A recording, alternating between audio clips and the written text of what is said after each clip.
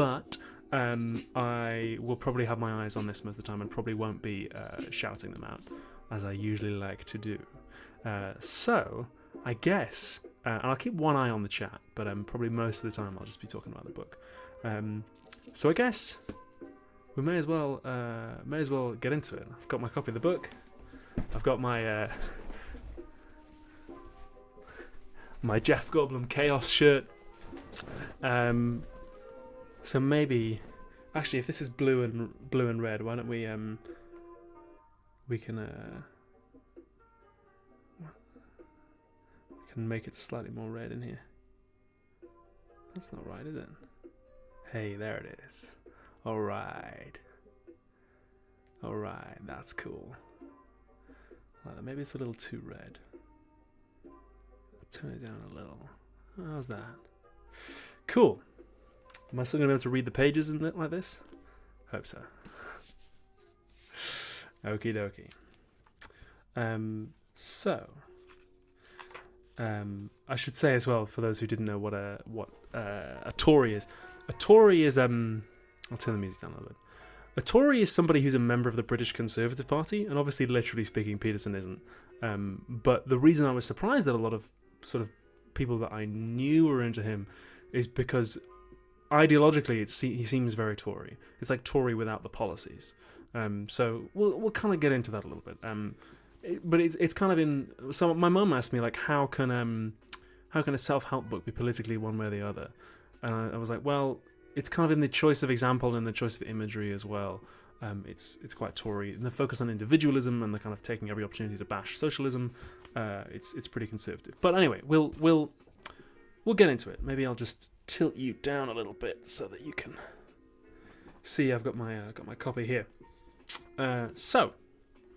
We begin with the foreword to the book, which is written by a psychologist named Norman Doidge, and the foreword, I've got to say, the foreword had me riled up because it's kind of weird. Like, if I had asked somebody to write a foreword that made the book look bad, that kind of made it seem dodge, this is like what I'd have written. Doidge, as I said in the video, Doidge presents Peterson's whole project as this counter to relativism. He's like, moral relativism is like really, really dangerous, and it's being taught to millennials all over the world, and you know, Peterson is the answer to this. There's a bit here where he's like, you know, he's definitely not right wing, and it's almost like the lady doth protest too much a little bit, maybe. So Doidge thinks that moral relativism is a big problem. He's like, all these moral relativists, they're corrupting the youth. He doesn't cite anybody, which is interesting. He's like, all these moral relativist thinkers, and I'm like, okay, like who? I mean, I get it's just a foreword. You don't want like full academic citations, but like, who specifically? There's a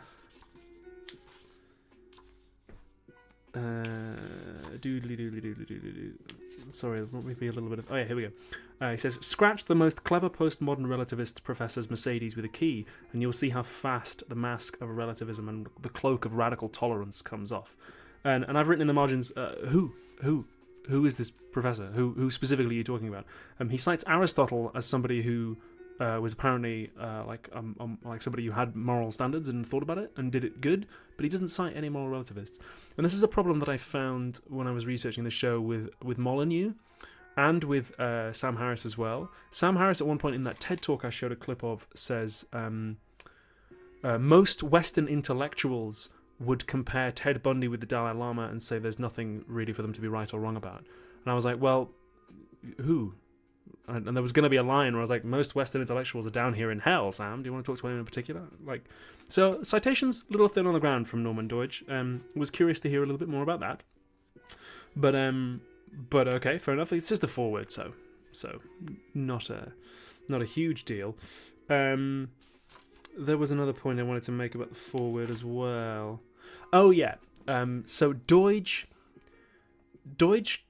conflates moral relativism, the kind of philosophical position, with a position of infinite tolerance. He's like, you know, people say that you should just tolerate anything, absolutely anything, and like that's internally inconsistent because like nobody really believes that.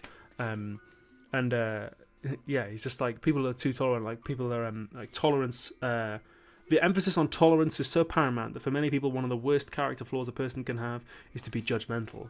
And it's like, who says that though? Who's saying that specifically? Who? Is there anyone who is really saying that we should be infinitely tolerant?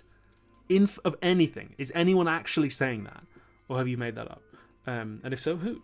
And Deutsch says, if you're just a full-on moral relativist, and every goal is as good as every other, then you fall into nihilism and despair, and hence Peterson is your man. He's your boy. He's the one you want to go to. Yeah. So that's Deutsch's forward. He frames the book very much as postmodern leftists and moral relativists have led you astray, and this book will be the answer. So okay, big words. Deutsch just really picked it up from the first chapter. I was like, oh, here we go. We're going to be into some real hardcore, like mental shit. It's going to be happening. But oh hey, apparently Harry's in the chat as well. Hey buddy. Hey. Good to have you in the chat, man. Good to have you here, buddy. Yeah, we're basically just going through 12 Rules for Life. It's not going to be hugely exciting, but we'll find a way to make it entertaining. Let me just turn you here so you can see things a little better. So from the forward, Deutsch is building it up. He's like, Peterson's your man. He's got the answer. He's your boy. If you're a moral relativist, this will sort you right out. And then we get into Peterson's introduction, which he has called the Overture. Nice, very, very arty. And what I liked, and Harry, you'll like this, is he tells us a little bit about how he started his career. He started answering people's questions on Quora, like a questions website. So he got his start posting. He was from the womb. He was posting. He came out posting. Right? So he's and I was like, oh wow, like I started my career as whatever it is that I am, posting random shit online as well, and that's where he started. And he got really popular answering people's questions on Quora. And then he made some YouTube videos, which really blew up, and and then he says, I became embroiled in a political controversy that drew an inordinate amount of attention. That's another story, maybe even another book. I've filled that gap in. What Peterson doesn't tell you is that he initially became quite popular not only for his YouTube videos and his Quora answers, but because he advised the Canadian Parliament not to extend human rights legislation to trans people based on a misreading of Bill C-16. That's what he doesn't, for some reason, doesn't specify that here. But yeah, and then he talks about his first book, Maps of Meaning, which we'll kind of get into a little bit. We get our first tentative explanation of order and chaos, which I talked about a bit in the video and which we'll come back to. He also hints that order has historically symbolically been portrayed as masculine, and chaos historically symbolically portrayed as feminine, like Eve, introducing chaos and the unknown into the world, or Pandora. That's another one that I came up with. And I've written in the margins here, do you wonder why they are presented that way, or are you just going to reproduce those presentations? So something that Peterson does is he says things like, order has historically been associated with the masculine, but then there's no questioning of why that is, maybe. Like Simone de Beauvoir, for instance, I've got a copy of Le Deuxième Sexe down there, would talk about why that is. And he doesn't really get into that at any point, really. There's a lot of kind of saying this is the way it is and not really thinking about, okay, but why? Does it have to be that way? Again, that's the theme that we'll return to.